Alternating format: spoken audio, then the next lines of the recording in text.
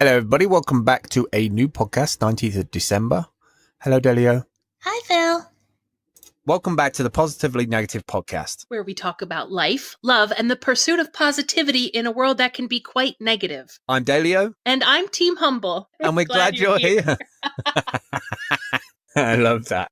That can stay. Okay. That's kind of a scary, it's so clear.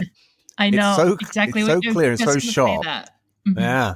It's almost like I just said it. For a minute, I had to check myself, where does it finish? Yeah, when you laugh at the end and you're like, ha ha ha, and we're so pleased about our clever little joke, it sounds like it's us doing it now. And I always... Very sinister. Not gonna stay. Yeah, positively negative. I'm okay. I guess I'm overwhelmed. Mm-hmm. There's just a lot going on. End of year energy, it's always the way. It's a positive thing, but it's also kind of a negative thing because I feel like I was already stretched cramming stuff in that I'm now even more cramming to get to a certain date, like for Christmas Day and then after that. So yeah, I'm all right. I'm good. I'm a little bit between lots of things. I've got to record a piece for this. I've got to record a piece for that. But I feel like if I don't keep up with some of these things, then they just don't happen. Or you get apathetic about not moving forward with it. It's kind of right. It's weird. You have to kind of flip that negative energy that that once you get started, you'll feel positive about it and you'll just you'll just start to roll into it. But it's just the overwhelming, like you said earlier on when we were briefly chatting about how Advent Tubers kind of impacted you from a vlogging perspective this month. It's kind of like that. I kind of feel like that at the minute. I'm kind of a lot of realizations about just getting started on stuff, which then means I have to remove myself from other stuff, I guess. Yeah. Well, I think that I was thinking about it the other, I don't know even when, I don't know what time it is anymore. I had a thought. What point? I am thinking, I have been thinking, everything is infinite and happening all at once in every I am a quantum thought. Exactly. But you know what? I think when I get overwhelmed, I start taking stock of everything and then I start thinking, I put things in order of importance or immediacy and start to try to attack them because German Borg brain. But what I inevitably end up doing, which is to my detriment, is that I end up chopping the things off at the bottom that are not the life or death things, but those are usually the ones that make me happy. It's like you said, the vlogging, the podcast. Obviously, we're not paying rent with the podcast at this point. It would be easy to be no, there's more important things at the minute. But I think if you cut those things, you start feeling like you just exist to earn. And then that is the most depressing, unsustainable feeling ever. That's you can package that. Yeah. Yeah. No, I've been having to guard myself from feeling that feeling this month because I really feel like I exist to get logistics done and organize and do these things that I hate doing because they have to be done. And if I don't do some of this stuff sprinkled in between, I literally feel like I have to, I wake up in the morning and I'm I don't even want to participate today because I just know stuff that I hate. When you said all that, I had this, I don't know if it's because of retro wave or just I've been listening to a lot of melancholy, ambient music recently. But yeah, it's that time of year in the winter to listen to that stuff. I totally had a visual of you standing at a bus stop with it raining. And buses going by and getting splashed with you holding an egg bagel in greaseproof paper. And as you finish it, you look up and look directly into the camera and your whole body size. That was the most depressing. That was the most depressing egg bagel I've ever had in my life. It's all good things. But it's just a lot at once. There are people who absolutely thrive on admin type stuff. In the past week, I've been to the dentist. I've been to the eye doctor twice. You've done a lot this week. Yeah, just that's, just the life stuff. And and I guess none of that is anything worth complaining about because they're all things that I need to get in place to move things forward. But they drain balance, me. right? They just drain the balance, me, right? Yeah, and it's the balance. It's going out into the real world where like everybody's doing the same thing as us. There. You know, everybody's trying to maintain positivity, but like there's a lot of things that are kind of like you can see everything hanging by a thread, and it's like, oh, it's like going into a haunted house with creaky floors. Like, yeah, for sure. Systems and services seem to get in the way of like all your best intentions. So it's like, especially in this area, like where I live, there are two massive major malls that service not only Northern New Jersey but also New York City shoppers. So like. Right. At Christmas, this time of year, it becomes an absolute nightmare to live here. Really? because it's like living in a shopping mall. I mean, my dad works about 12 miles away from here, and it takes him an hour, sometimes an hour and a half to get home. Just Holy because, shit. Yeah, just so it's like I don't want to be out and about in that, like, you know, that frantic, cold weather Christmas energy. Just multiply that times like a million, and that's.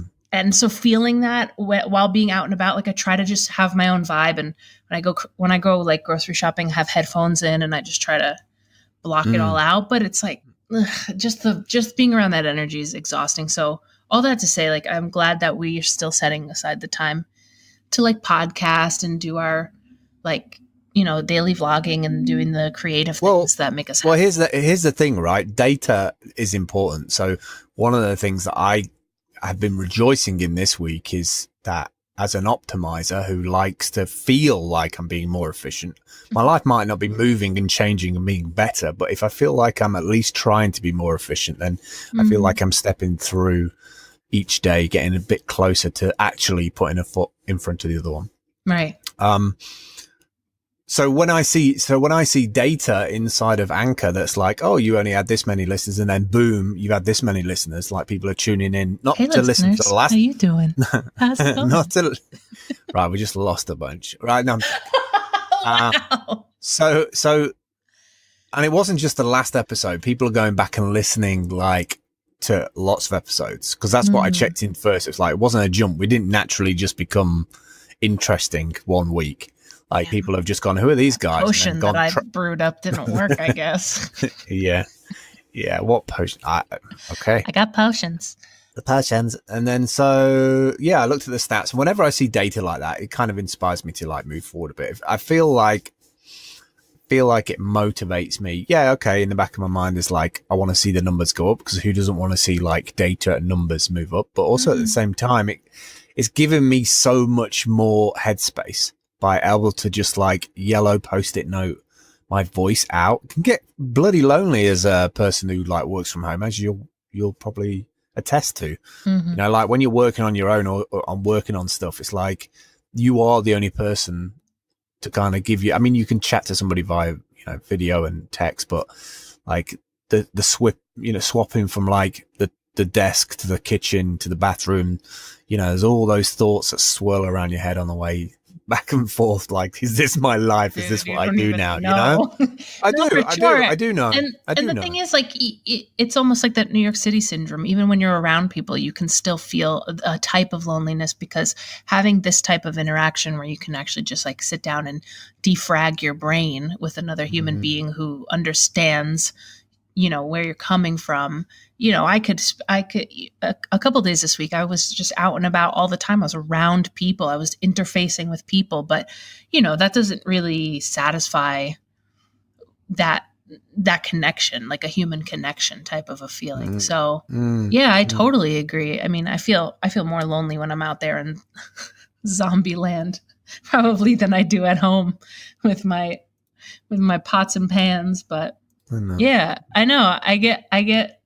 I get what you mean by that. And I think we would be doing this podcast, and we have been doing this podcast with nobody listening in the past, and we would continue doing it. But it really is nice to see that people are showing up. So hi. I know for a fact people have probably got it on in the background, just like working on something. It's just like, again, it's like having people around, and it's podcasts are kind of nice because you don't have to, you can chop and change, you can jump in and out of it. You can sit on a bus and look at people opposite and wonder about their poor choice in shoes.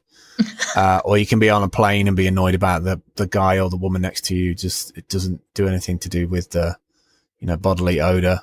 Or, like you're doing, you're in the back of a Uber or something like that. Like, and the give and take, you get a lot out of a podcast because they can center you and they can inspire you. But then also it's just having those voices. Mm-hmm. When we have so much connecting us, we also have so much like disconnecting us. Podcasts can do both, I think. They can connect us with this remote person somewhere on the other side of the planet, but also disconnect us from the frantic nature of like all these systems that are vying for our attention. The subway machine, like as it spits out your card at you again. Come on, oh my God. Like there's all the anxiety. Anxiety. Well, if you think about it, went up in my stomach from you even saying that. If you think about it, all of that infrastructure is like the immutable human version of a blockchain, right? You go out the house, you get in the car, like you have to step through a sequence, right? Which is exactly the same way as like a ledger works. It's like you get in the car, you put fuel in the car, like it provides you with this, then you get to the subway station, you use the card that lets you through. I'm telling you, like there's so many like base requirements of just being able to function on the most minimal level as a human being that that is overwhelming to me. Like adulting, Biza. Adulting is hard. Oh my gosh, it's just like leave me alone, but also I still want Netflix and contacts, so I have to still interact. Like, by the way, while we're on this call, you should both ways. What? Keep checking. I have keep an checking eye. All right, keep checking on your things. So I'm in a corner room right now, so I have a road facing. Doesn't every room have a corner? You make it sound like it's a special room, a corner room. What's that mean? So the room is on the corner of the house, and the house is on the corner of the street. So doesn't every room have a corner? That's what I was getting at. Oh my God. Yeah. Okay. Funny dad joke. But what I'm saying is it's not a funny dad joke. Like, what don't you want? Okay, listen.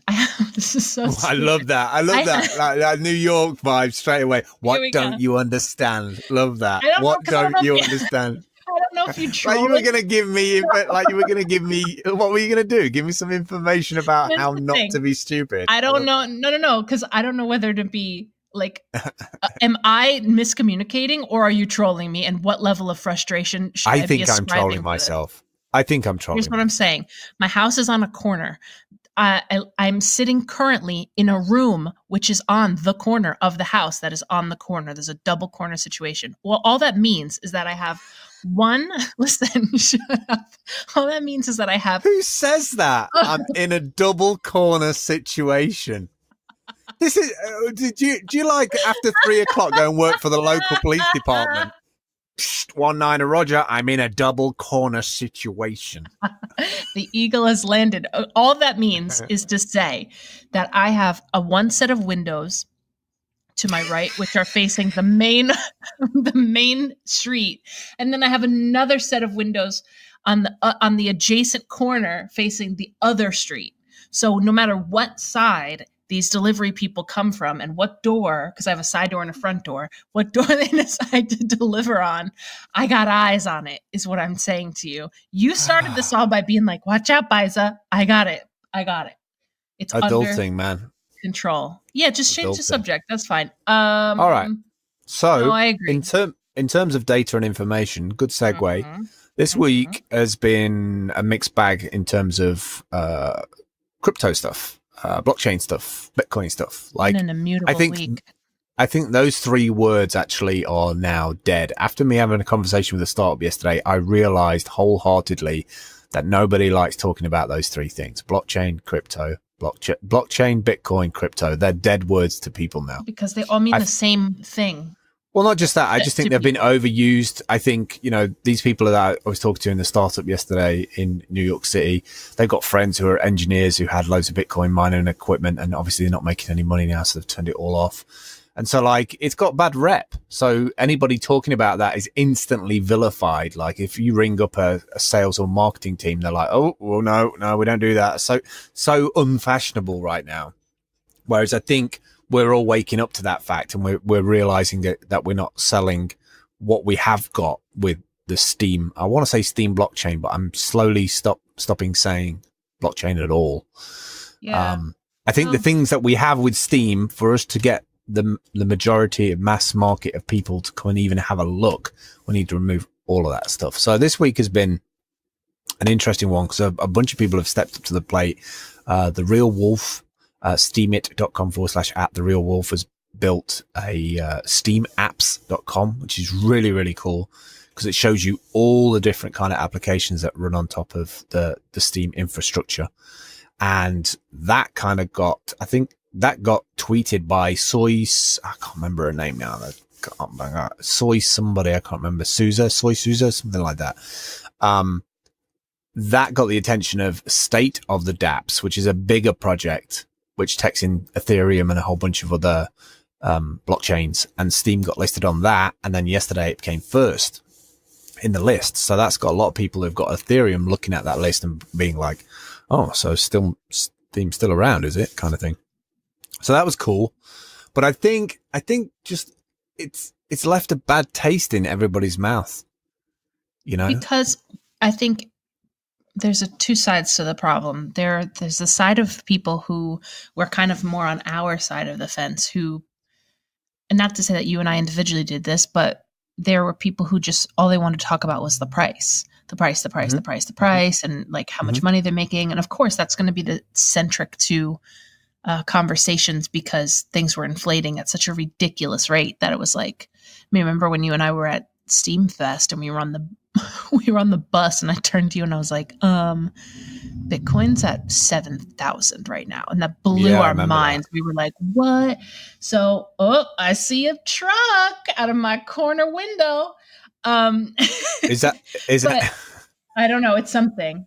I see some. Oh, could be a couple things. I know. If it happens, you're just going to have to do it in live on the podcast now. Just have to keep talking while you go and have a look. Are you going to go and have a look? Well, no, wait, hold on. It's kind of like awkward because they can see me watching them out the window like a crazy person.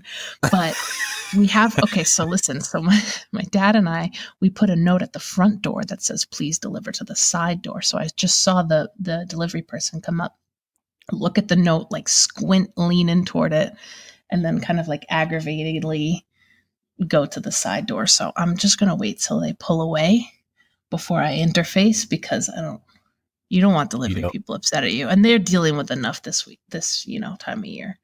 So, but I got eyes on it. All right. You might want to get out there and have a look then.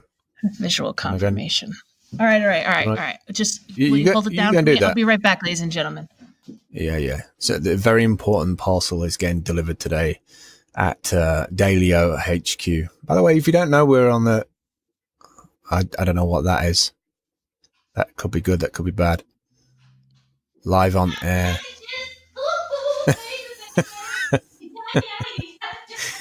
Somebody's excited for packages. And I know this is not very professional, but this is just how things happen sometimes.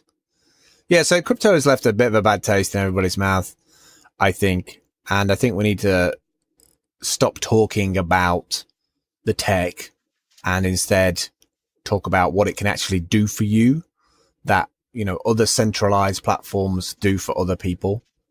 There's a lot of things that have been happening with those centralized platforms like Tumblr stopping certain content.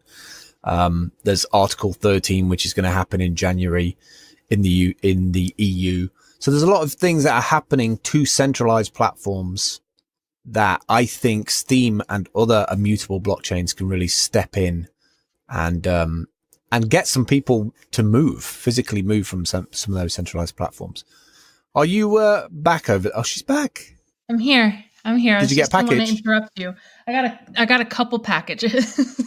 All right. Did you get the main package that you need? I don't think so because it wasn't the correct carrier. So I'm just checking my tracking numbers, but I have things, so we're good. And they're not sitting on the porch. Ever since that glitter video got released, that guy who created a glitter bomb as a decoy package for people who were package thieves. Yeah. Especially at Christmas time. Yeah, it's pretty heavy. Exactly. But I did hear everything you were saying because I have the wireless headphones on. So I that's basically what I was trying to get to is like we centered the conversation around price. And that was for our short-term benefit and long-term detriment, I think, because that was the fastest and easiest way to get people interested and excited about blockchain technology, was how much money everybody was making. But now that nobody's making money anymore, that's a hard conversation to have now. Not totally strictly true. I think the first thing that I was interested in is that I had a message from Lloyd, who I very much respected over like 10 years of different social platforms. Probably I've known Lloyd for a decade, and we've probably used about 6 or 7 different platforms in that time.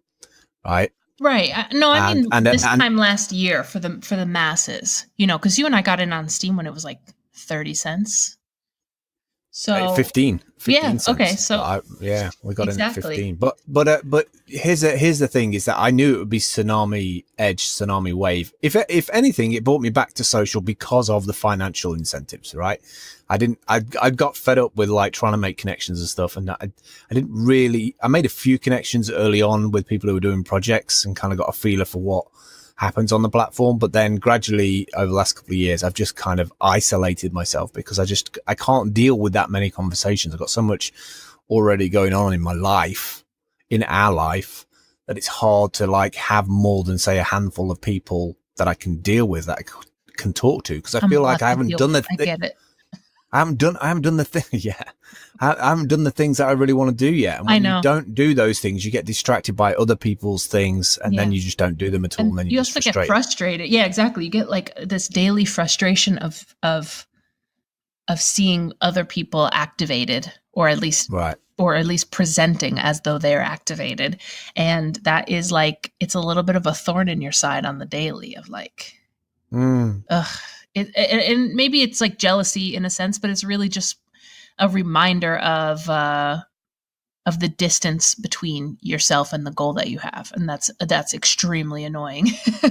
Yeah, and it's hard to be macro focused and micro focused on like, okay, but what do I need to do today, right, to get to where I want to be? But also, this macro vision of the possibilities are also being thrown at you as well. So. Yeah, I totally get that. But I think my main point was that the media, and I'll just blame everything on the media because that's easier. The media. The media. You know, that was the clickable subject matter, was how much money everybody was making this time last year. And that is the main association that everybody formed with crypto. And you're right, they made an association, a lot of people made an association that it's just like a get rich quick scheme, or, you know, it's not for the average person. Unless you're techie, you can't make any money at it, or whatever. And I don't, none of those things are the reasons why I'm interested in it, and why you and I have stuck around. And it's, you know, a little bit on us as a community of people who love crypto that we are not expressing what we love about it more. Because everyone who's still around is obviously not here for the money, because they're still around. And I absolutely loved what you wrote this morning, because there is such a passionate community of people who really, really want to see things work, and not just to get rich. Obviously, people are invested, but listen, like the way people have come together when the chips are down, like, you know, they say when things aren't going well, that's where you really see who people are. That's where you really see like a test of people's character. And it's been so awesome to see people rally and have some really like productive conversations and say like, okay, what's the move? What do we need to do? What can we do better? And, you know, people matching up with compatible skills has been like, whoa, really activated me seeing that by proxy, you know? You see, I can't put for me, the biggest thing is I can't put the genie back in the box now. I remember being 17 years of age in America, trying to get money from the UK because I'd run out and I couldn't change my English. I was told that I could change my like two £50 notes. I had no idea why I got 50s. Maybe the guy I was working for, he was a weirdo. He seemed to like 50s and give me 50s. Nobody really dealt with 50s. I don't know if you've ever seen a £50 note. They're huge. Oh, no, I don't think I have actually. I've only seen 20s, but I don't think you've seen a 50. Yeah, they're pretty ATMs rare. don't spit out 50s, and that's my only interfacing. Right. You have to go to the bank and get one kind of thing. But like they're kind of like just a little bit taller. Anyway, bygones. My biggest takeaway is chicken and green pepper and black bean sauce. No, I'm joking. Wow. My biggest takeaway is you can't put the genie back in the bottle. Yeah, I can't put the genie back in the bottle because I've gone through the experience of using digital cryptocurrency for paying for things and the whole transaction like speed and stepping through that. That was kind of a big revelation for me of how satisfying it was. Scary. It was scary, but how satisfying it was because I feel like it's progress, right? I'm at 17 years of age. I'm in America trying to get money. I'm going to Western Union. I'm filling out all this crappy paperwork in triplicate, right? And then I have to find a Western Union office. They're taking money off me just for turning up with the paper.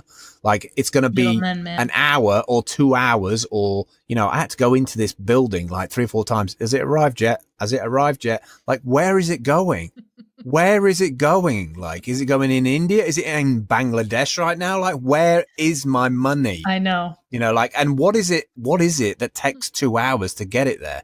So like, because it's not physically. Yeah, exactly. Like, so, but that's something that's followed me for decades, right? Because I've gone through that experience of when it was bad and I was annoyed with it then and I'm still annoyed with it now. And then the moment you give me something that performs as it should, which is kind of rare these days. Like you have to look through all of the hype and marketing to actually get to something that actually delivers on what it says it's going to deliver on. But remember, like, and you get the old school slogan for Apple was "It just works," and the fact that was like revolutionary is so telling about how much shit doesn't work because all that people want is it just works.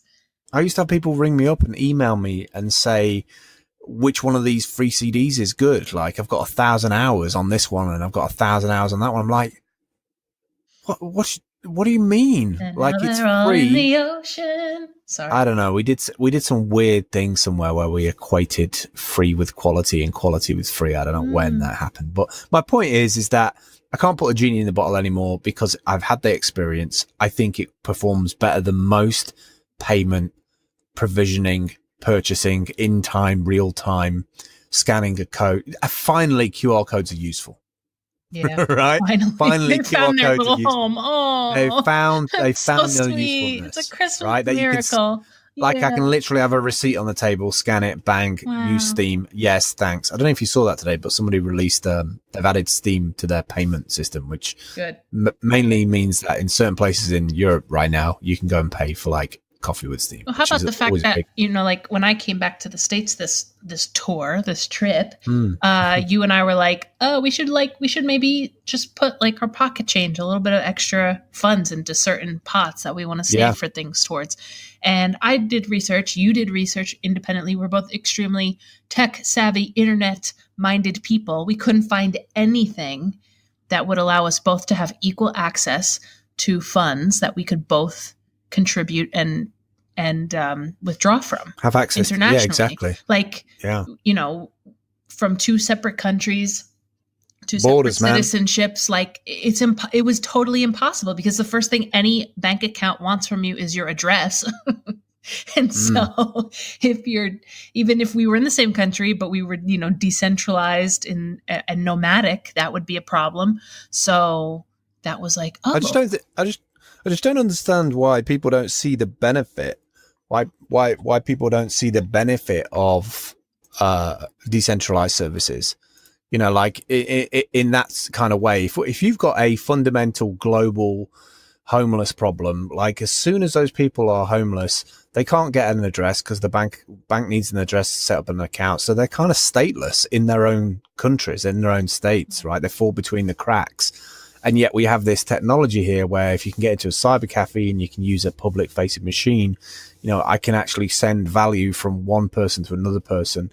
You know, I just don't see why the world doesn't see that as an opportunity to fix a lot of the red tape. I know they find it a threat because it's stuff that they don't understand and they can't throw a middleman in the middle of. Right. But the flip side of that terrible and weak argument is that every time you deny it to exist, it's going to cost your country more to throw gobs of money at stuff that doesn't work. Right. I mean, even if you want to take the most capitalistic approach, the more, in terms of what I understand capitalism to be, is that the more people there are who have money to spend, the better things are. If you're a capitalist, that's what you believe. So the more people in your country who are able to interact on in a monetary way in order to buy things, pay rent, participate in commerce, the better off you are. So why wouldn't we make the ground floor to that as low as humanly possible to get people, because they haven't got a portal, because they haven't got a front end portal. It's a bit like BT here. They've got a monopoly on like comms and communications. And I truly believe that the only reason why they don't give everybody not give everybody, but like have the ability for everybody to get connected up to super fast internet, because they don't simply have a front end portal to throw on it and milk you from. Like we are the proverbial cow in their equation, unfortunately. Yes. But you know what? All right. Okay, go ahead. That's enough negativity. I was going to say that's enough negativity. Well, no, because I think you might be going here anyway, but if not, we can change subjects. But what I was going to say is that the more I spend time on Steemit and interacting with the Steem blockchain, us having those shared accounts is a perfect example of every single project that I've wanted to do. I'm like, oh, Steem can do that. Like, maybe that needs to be the slogan. Oh my God, I'm such a marketer. But like, if you want to post videos, great. If you want to blog or vlog, great. I took my website off of my old food blog off of WordPress and popped it on Steemit, and somebody built a lovely front end for it. Sam Billingham from Finally Network built this beautiful front end. So it's like, you and I needed a savings solution. There are businesses who have things that they could build on top of the blockchain. It's like every single idea that I have and things that I want to do, you're doing like AdventTube, everything that we've thrown at it, it could handle in terms of on the technical level, in terms of capacity, but also in terms of what the blockchain can do just by the nature of it being decentralized and being, the APIs being open to everybody. So that's why I'm excited about it, because there's like no project that I can think of at the moment that we wouldn't be able to run with Steem or on Steemit. And that's way more important to me than, buying Lambos. My crypto cash. I'm not interested in bloody I know you want to material things like that. Tesla would be all right, but only to live in it. Model X. We have more transportation. No, it kept going. What's that? He stopped and kept going, the truck. Oh, maybe he got the wrong one. Maybe he's like, he'll back up. This is so yeah, funny. So I think with all the news that's come out recently, like last month or the month before that, no, actually it was November time. That's when I saw it. I saw lots of pop-ups coming up on YouTube about Article 13, about it was getting pushed through like government. And then YouTube were like making a big deal in Europe about pushing that to the front and center. This is going to change. This is going to be a problem. And then literally a week later, YouTube were like, we're moving our whole operation to Ireland, because they knew that they couldn't get stuff done, I think, in a period of time before the legislation got through. So they just moved it to another country, another legislation, another data center, so that they didn't fall into that bracket. And this is going to continually happen, right? It's going to get moved from one place to another place to another place, to Malta, to here, to it. It's just going to keep on moving around. Haven, right.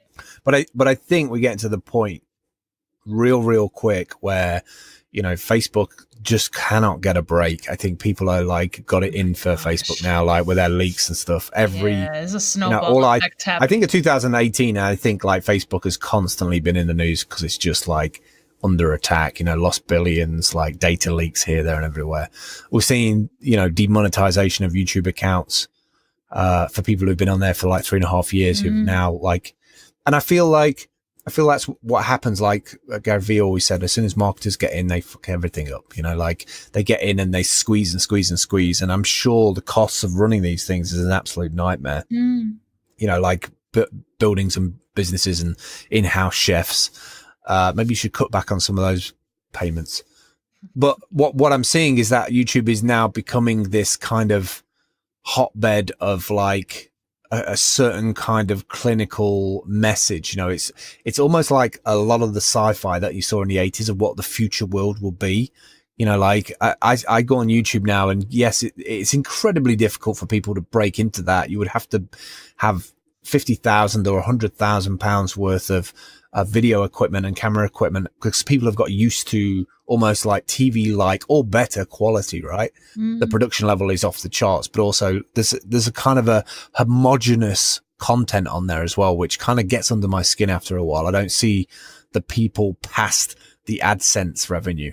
I see people who are just like, this is going to bring me in X amount of AdSense revenue. And then I don't see if they've got any philanthropy after that. It's just like, I'm part of this YouTuber ecosystem. Well, and I think a lot of those people are going to have a wake up call. I really do. You know, just you talking about that really brought home the differences. Like we already mentioned it earlier about the way that the Steam and Steemit community has kind of come together.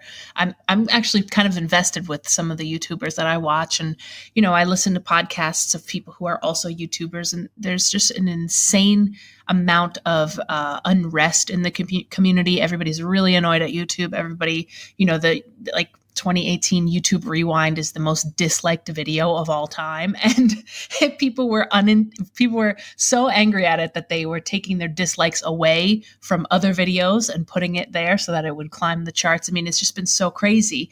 And yeah, it's easy to beat up on a massive company like Google, but the difference between the YouTube community and the Steam community is that when we don't like what's going on, we have the ability to change it. Like, these YouTubers are completely at the mercy of whatever YouTube decides, whatever Google decides for them, for their platform and for their communities. You know, the big thing that I've seen this past 2 weeks is that, you know, Steemit Inc., the company, a lot of people don't like what's going on there, or if they disagree with what's going on there, or if Steemit Inc.'s not able to keep up with the demand of what the community wants, the community can say, okay, fine, we'll do it ourselves.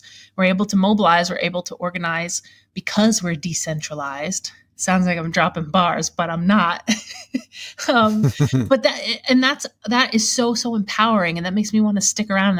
Makes me want to stay invested, because I'm not investing my time and energy into a place where somebody else has the final say. Do you know what I mean? Like, we can make it whatever we want to make it at this point. And maybe we wouldn't have begun having these conversations if the price didn't dip, because, you know, everything's been great and Steam's at $15 and everybody's chilling. Now that the price is down, it forced us to kind of like come together. And I think I've learned more in the past week and a half about the blockchain than probably in the past 2 years of interfacing. Really? Absolutely. Wow. Absolutely. And I feel 10 times more invested, because, you know, I think you and I both have this feeling that we're just always waiting for a platform to shut down or to fuck us over. Like, we always have those back burners, those like redundancies in places, because I've been taught from interfacing online that a company can just up and shut down one day, pull the plug, change things, or redirect into, you know, a framework that you don't agree with morally, ethically, etc. And I think for the past 2 years on Steemit, I always had that in the back of my mind, because in my mind, Steemit Inc. was running the show and was in charge of it. But the way that everybody's kind of just showed up in the past couple of weeks and has been like, well, Steemit Inc.'s like doing what they're doing, what are we going to do? It kind of connected the dots for me. It was like, we actually, like, this is our platform. We have a say here. We can do things the way that we want to. We're not subject to somebody else's view of what should happen here. And that makes me want to stay. It makes me want to stay invested. I think it's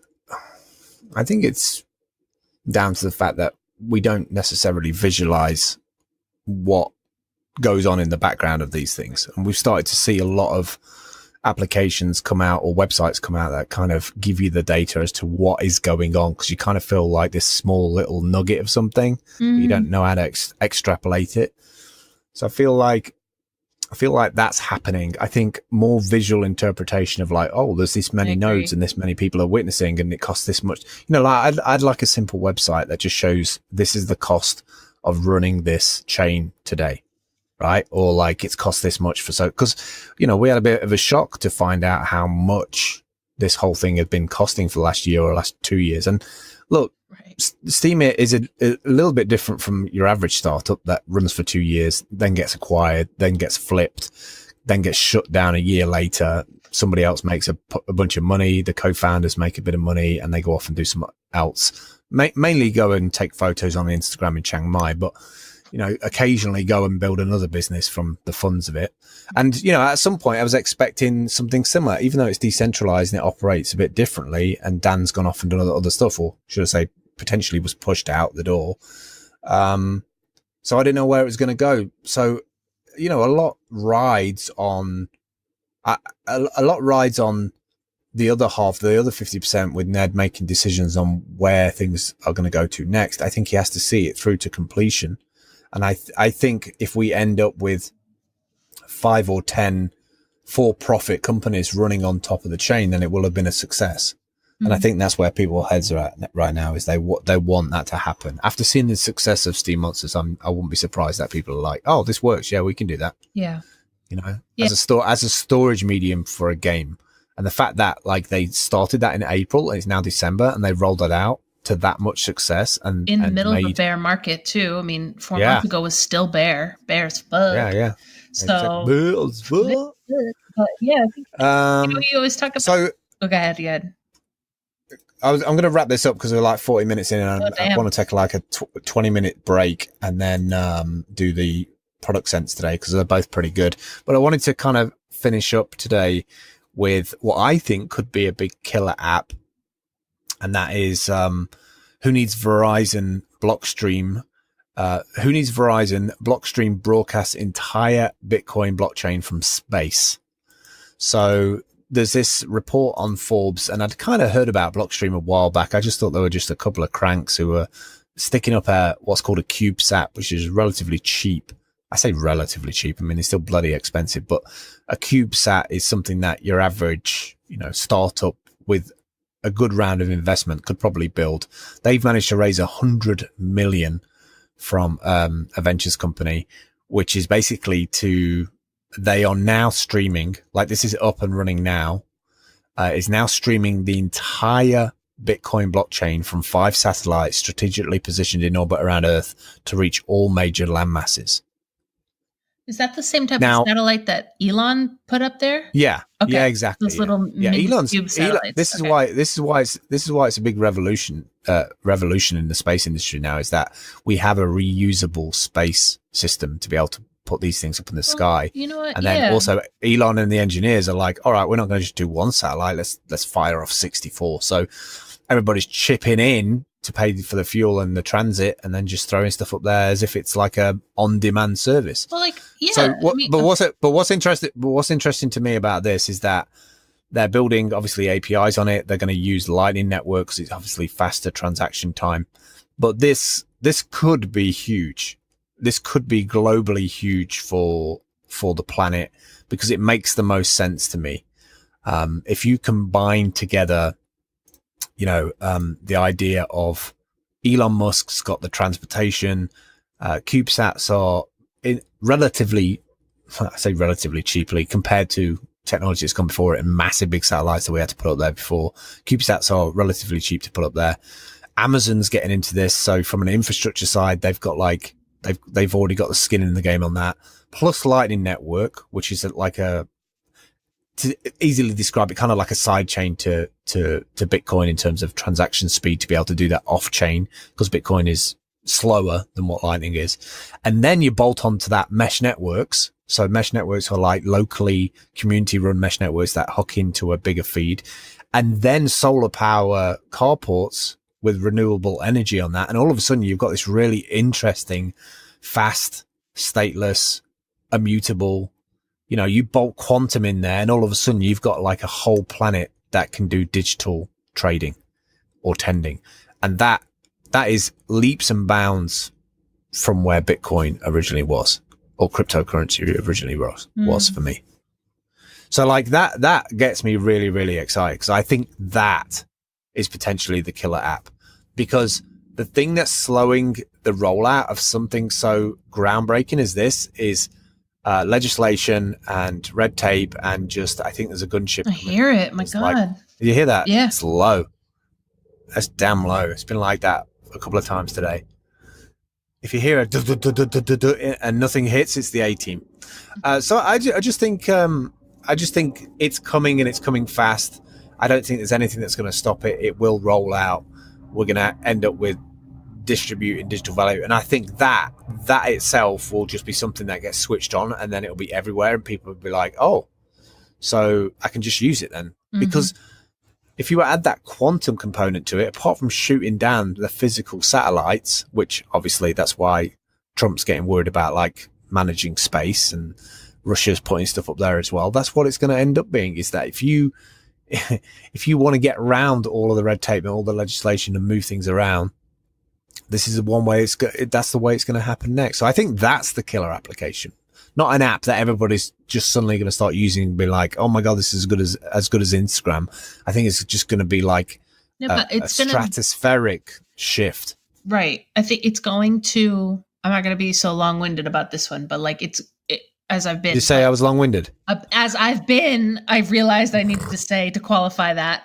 But I think listen, how many people were early adopters of the internet because it was the internet? They weren't. People didn't get onto the internet until those websites, those apps, those things that ran on top of the internet were like a part of our daily lives, like Facebook, Amazon, eBay.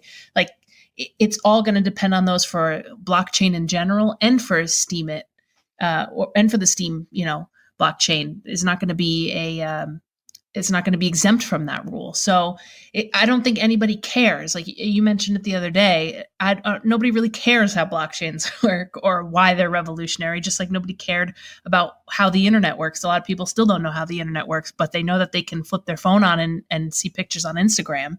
So I think once that goes down, what you're describing with Elon's infrastructure, people aren't even going to think of it as a blockchain. They're just going to think of it as new technology. It's going to be supported and run on blockchains, possibly, but it's all going to be based on what the front-facing apps are, for the everyday person, and what they're like and what that experience is like. And then that's going to be, that's what's going to make blockchains immutable.